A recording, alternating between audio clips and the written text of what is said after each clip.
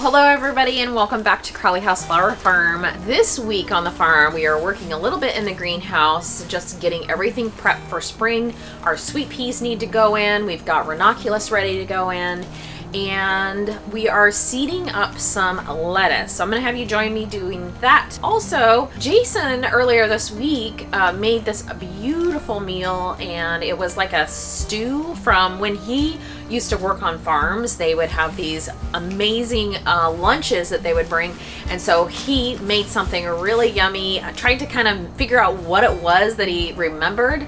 I made some homemade tortillas. Also, I thought I would take you over and show you our panda anemones are starting to bloom. Now this is super exciting for me because I have never had flowers or my anemones blooming at this time. So I feel really accomplished with it, and I just thought we would go look at them, take a peek. I need to cut some for the house, so I'm going to take them into the house today because I'm going to be doing some housekeeping. I haven't taken down my tree yet, so I decided I'm going to do that today, along with just kind of, you know, spicing up the house for the rest of January and winter. So anyways, okay, there's something about my husband. He does things 100%. He loves microgreens and loves to cook with them, and so he's got this huge box of all kinds of microgreens, which is fantastic, but it's up to me to plant them. Now, I have not been planting microgreens or lettuce for, I would say, the last couple months. But I've noticed, like, and I'm sure you've noticed as well, but in the grocery store, the cost of lettuce has gone through the roof.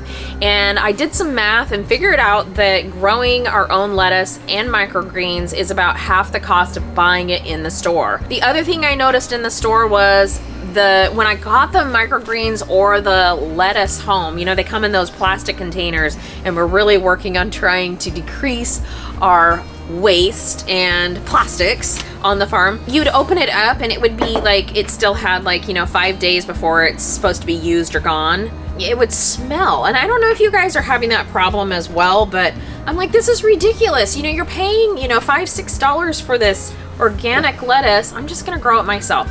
So we have a little downtime here on the farm.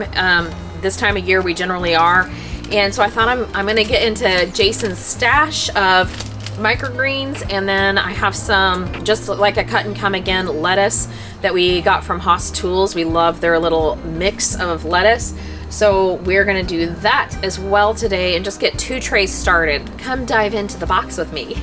This is crazy. He's got so much cool stuff.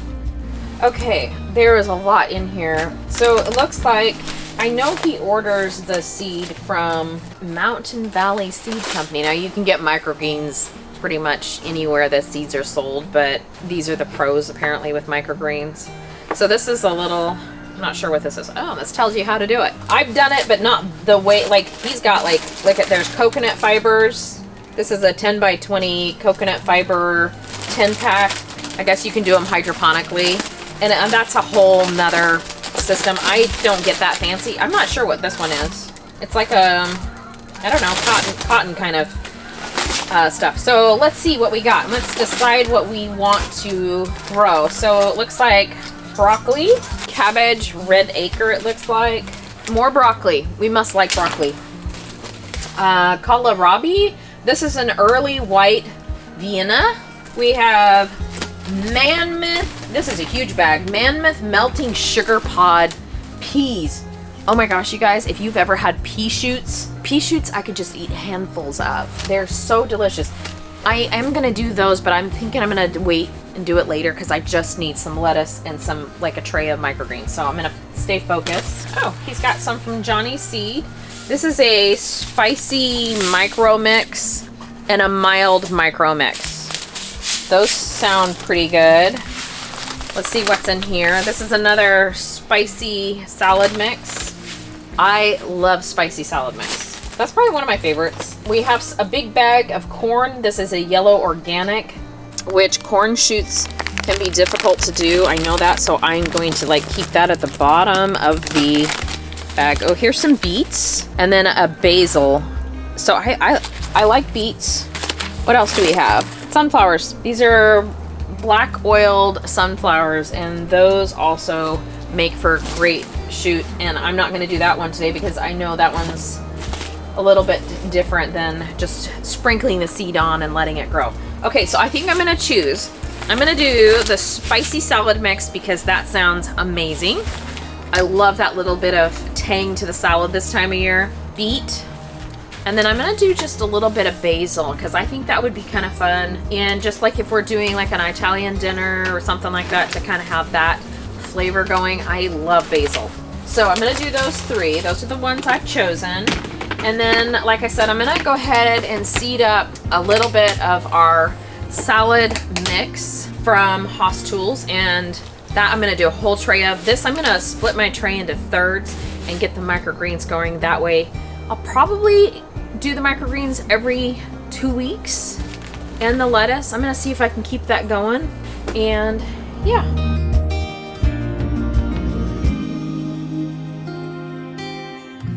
So this is more of like a seed starting soil that I have. I have other soils as well, but I thought I was gonna go ahead and use this because it doesn't take much. And I feel like it's gonna do a really good job of keeping the moisture level just right, because with lettuce or any microgreens, you don't wanna soak it to the point where it just drowns basically. And so I want to keep it just kind of lightly moist till it germinates. And I think this will help me just keep a better eye on it. So a couple things we have is like a sifter that we might run this through. It's feeling really, really good. So if you had like clumpy soil, you could run it through like a sieve basically to make sure that you get all those hard clumps out. But this is feeling really good, so I don't think I'm gonna have to do that today. It feels maybe a little bit dry. I'm gonna add a little bit of moisture to it. And yeah, I think that's it. I have a little, like a thing that Jason made me. It's like really cool that just kind of pushes the soil down without compacting it too much and just makes it all nice and level. So I have that as well. Okay, so I'm gonna fill my tray up and get going.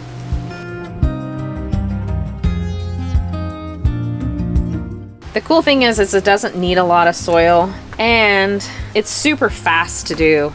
Sometimes I just have to think, you know, take 5 minutes and go plant some greens, lettuce, and might just put a reminder on my phone.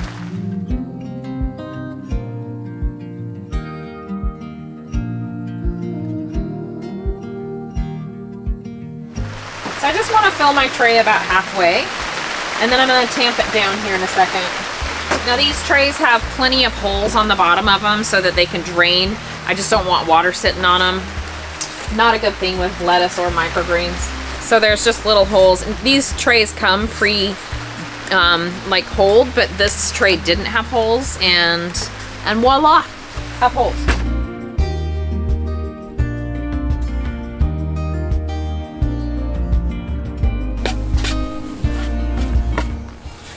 So Jason made me this really cool like thing to kind of make the soil level, I guess. And so you just kind of, look at that, isn't that cool?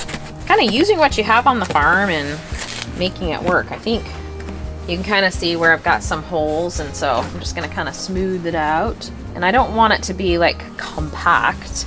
I just want to kind of level it so we don't have a whole bunch of seeds like fall into a little space or something.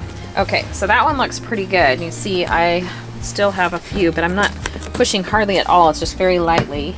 So this one's going to be our Haas baby leaf lettuce. And so I'm just going to make sure and get that marked here. So I'm going to take this seed, this is the lettuce seed, and I'm going to go ahead and sew it onto this tray, but then I'm going to cover it with about 1/8 of an inch of soil and just lightly tamp it down, kind of like what I did here. So this is about, I don't know, this is about a little over a foot, but I'm going to go ahead and try and get about 60 seeds, and I'm just going to sprinkle, because this is like a cut and come again. I don't know, you guys, it's been a while since I've done this, and you kind of forget, but I'm just going to lightly kind of seed those on. I know microgreens you do a lot fuller.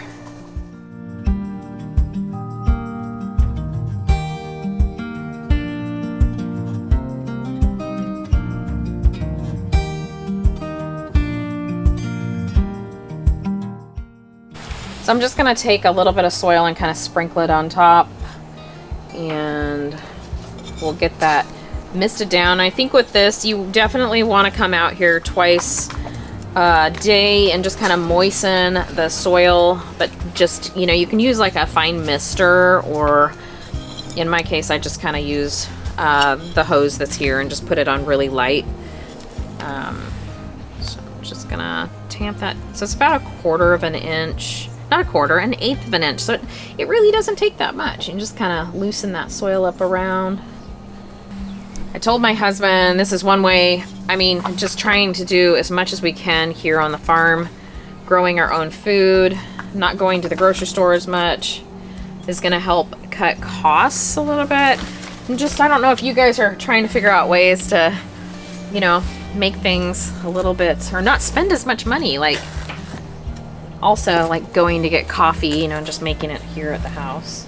Okay, so that looks really nice. I like how that turned out, so we'll see how it goes. I'm just gonna set it into one of these trays here, but with the lettuce, I wanna do something a little bit different.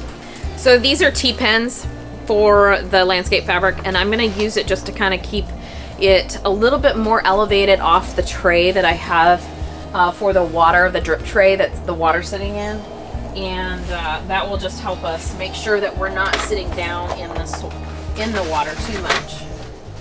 So that's just gonna raise it up out of the soil a little bit. We'll get that watered in when we go to do our microgreens. So on to the microgreens. I'm gonna divide this into 3 sections because I want the 3 different types. So I'm just gonna take my little pin here. And if you haven't found this beautiful pin, this pin is, I get this at our supply store that we get all the soil and stuff. It's called Oregon Nursery Supply, and they turned me on to this pin. So if you use a regular Sharpie on one of these, it'll eventually wear off, even though Sharpies are known for being really like stout. But with the sun and all the weather what you have, this pin is the pin, and they have like a thicker end, and then there's a fine point end. I love this pin, but I also use it to kind of measure out my tray. But first of all, missing a step, I want to get this soil nice and even with my really cool thing Jason made me. I'm going to divide it into 3, and I'm just going to use my pen to kind of wiggle that down there. Looks about right. I'm going to do beets, basil. Actually, I'm going to do basil down here, and then this is a little bit larger here because that's that spicy mix that I really like.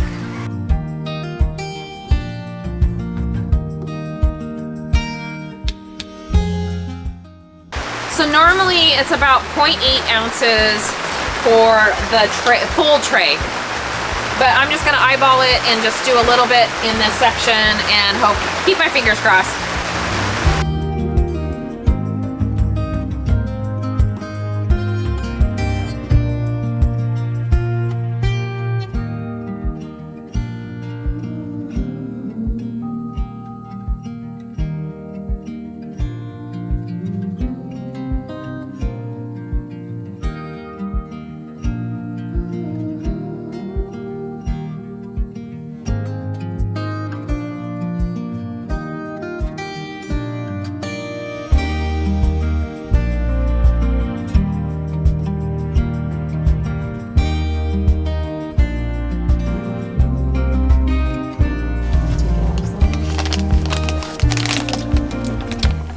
So I'm just gonna give this a light tamp because we're just gonna let that seed sit right on the soil, but I wanna have really good contact with the soil, and we'll see how we do. I'm so excited.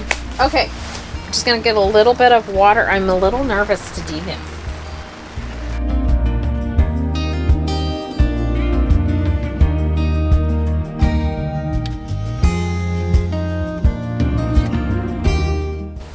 So the lettuce I'm gonna go ahead and put under a light to grow, but the microgreens, we're gonna go ahead and cap it. And so I'm gonna go ahead and put a dark lid on it for about 4 days. I'm gonna check it every single day. So once I see it kind of coming up, and I'll then I'll take this off and let it grow. So it usually takes about a week for microgreens to be ready to cut. With the lettuce, it's gonna be a little bit longer than that. Yeah, we should be in the microgreen business for the house. So I'm gonna go ahead and set this on, and it's good to kind of have a little bit of pressure and no light coming through.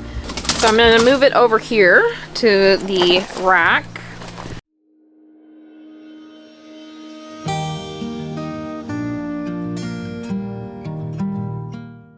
We've had rain off and on today, and it gets really loud in the greenhouse, so hopefully you can hear me.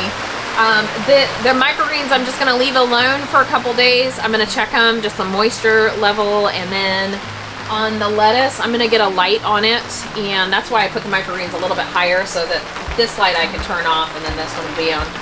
And we'll see how they do. But let's head on over and check out the anemones. These are panda anemones. And then I think I have some just the albino, which are the all white. The pandas have that dark black center. They're just absolutely stunning. But we just started cutting on these last week, and so we're just getting really short stems. But I'm gonna cut a few for the house and take them in, and yeah, it'll be beautiful.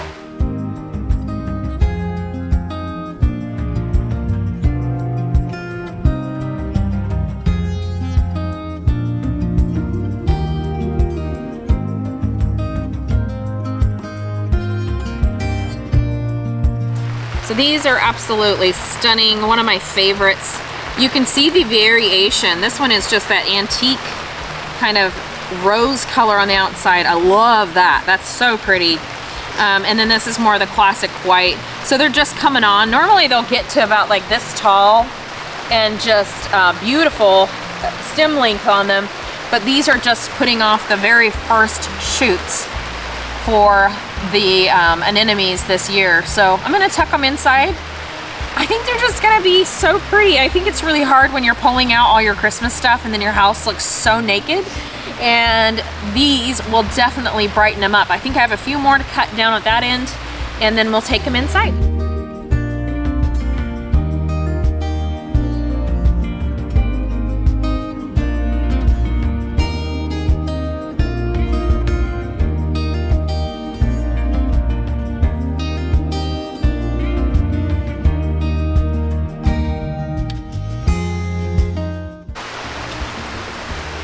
So I'm just gonna cut some of the scented geranium. It's looking pretty sad, and I thought that would be nice to just kind of tuck in with them. I think I'm just gonna get some little vases, like little bud vases, and kind of, you know, little vintage ones, and tuck them in.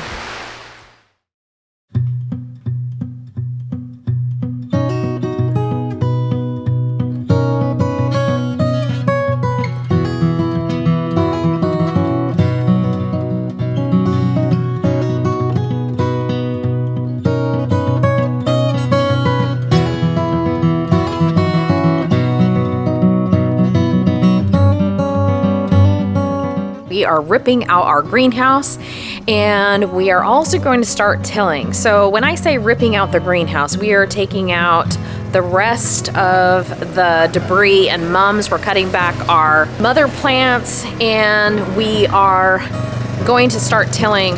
Jason's actually going to start tilling. I had to hire my husband because I stress fractured my foot a while back in November, when we were doing wreaths and market bouquets for Thanksgiving and stuff. And so I'm in a boot for a while, and it makes it a little cumbersome to be tilling and that kind of thing. So he's gonna help me out and get that done today. And we're just trying to get organized. I gotta wrap my brain around next year's growing season.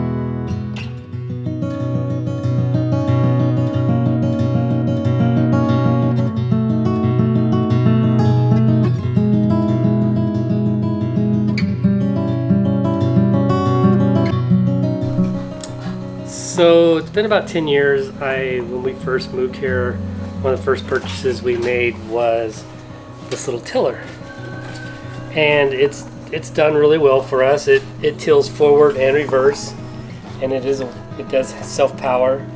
That's a Husqvarna with a Honda motor. Honda motors are pretty much indestructible, so this is pretty much what we've used here for the past 10 years.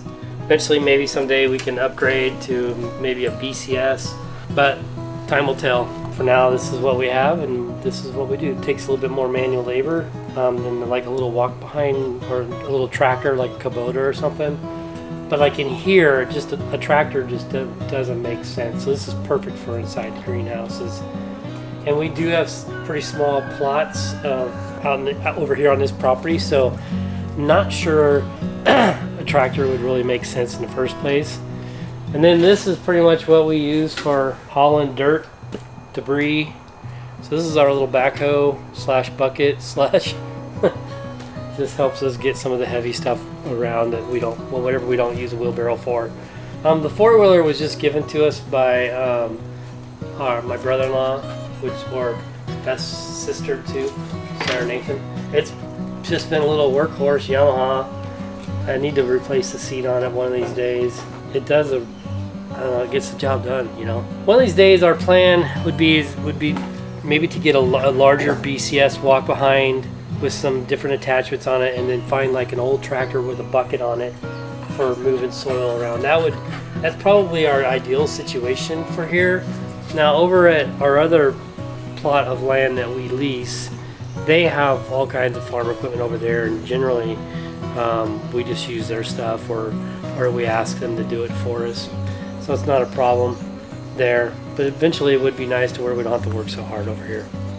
I guess in the long run, you don't have to have all the latest and greatest equipment to get the job done. When we've done it this way for 10 years, this is proven that you don't need all that fancy. It makes it nice, don't get me wrong, but you just kind of work within your means, and yeah, builds character, keeps you in shape. Just kidding. Well, I'm in the kitchen designing a couple weekly accounts, and part of it is the studio is cold this morning, so I just came in the house here in the kitchen and decided I needed to wash my floor anyways, so I'm like just gonna try and be as tidy as I possibly can. So I decided to go ahead in my kitchen and put my weekly accounts together and get them out the door for delivery. A couple of them are picking up, but I wanted to show you just a few of the arrangements that I did, and I think they turned out really well. And I just kind of wanted to talk through them as far as my color palette I chose, and the height and the look and the feel for this time of year. Because as you know, here on the flower farm, we do not have a lot other than we have like some rosemary and ivy, and we've got some anemones blooming, which are just the panda anemones. Absolutely stunning, but that's all I have. So I'm just gonna show you really quick what I did, and yeah, hope you enjoy this. Now I have to say, I am not a fan of Gerber daisies, but this little cute arrangement turned out so fantastic. Using that as my focal point. Antique looking anemones. We've got some little tea roses. We have some little spray roses, some snapdragons. There's a stem of that beautiful blue delphinium. I am in love. I love delphinium. That's probably one of my top favorite flowers. And then there's just some hydrangea kind of tucked in. We have some Dusty Miller from the greenhouse, some seeded ivy, and then we have, I think there's just a tiny bit of Love in a Mist, and you'll see that here. That's kind of that really lacy, and it's not even open, and it's a light blue as well. This is just a birthday gift that is going out the door to someone special. And then these are for some wineries. I'm going to show you these. These are really fun. So we've got a really clean line modern vase. These are really, really nice vases and very tall.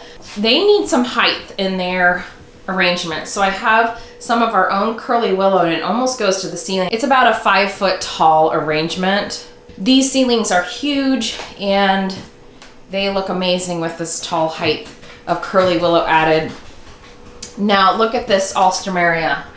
Now I've never seen this type of alstroemeria before, but I am thinking I might want to grow a few of those. Then we have the snapdragons, we've got some beautiful mums, we've got our another hydrangea, and just kind of staying in those pink, peach, a little bit of white, and part of the white is the panda anemones that I'm introducing, and then you have the white vase down here, so just complementing that with some of our greenery from the farm, it makes for this very beautiful, just romantic look. Now with wineries, we definitely don't want any smell, so we've avoided all of that. Unless you got up really close to those snapdragons, I think you would find they would have a nice, just really airy, light smell. Snapdragons are edible. It complements wine pretty well.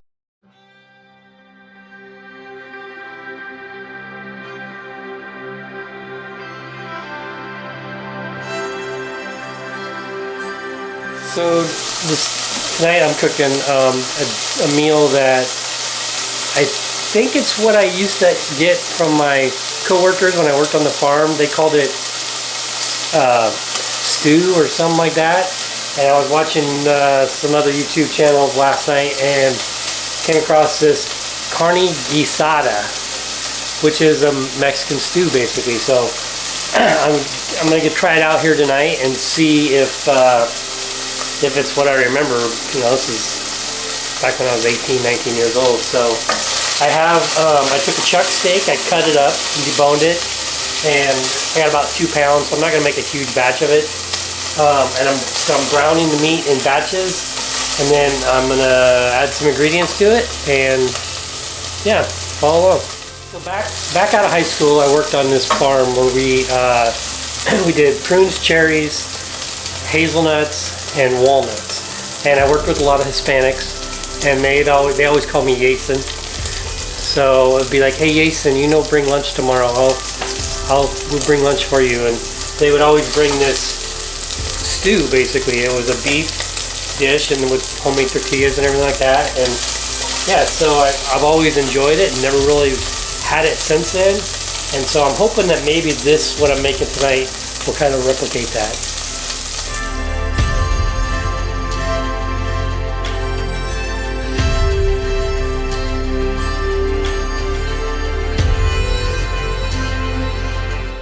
Okay, so now I have added I added onions, tomatoes, chilies. So I did the Texas Meat Church chili mix. I did some beef broth. I did the Holy Cow seasoning. Yeah, so we're gonna let this simmer.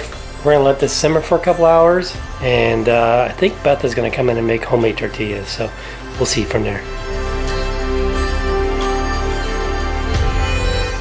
Alrighty, so we finally got the carne guisada done. That's with the G. Beth made her homemade tortillas.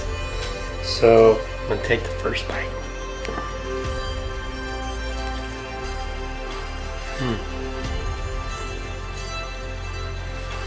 It's super good. It's tender. Kind of reminds me of like a beef stew a little bit. So it's cool because now I'm gonna kind of take this recipe and kind of tweak it a little bit, make it my own, kind of give it my own little flavor palette maybe. I want to try it with chipotle chilies. Try not to make things too spicy because my honey has a sensitive tummy and doesn't like the heat.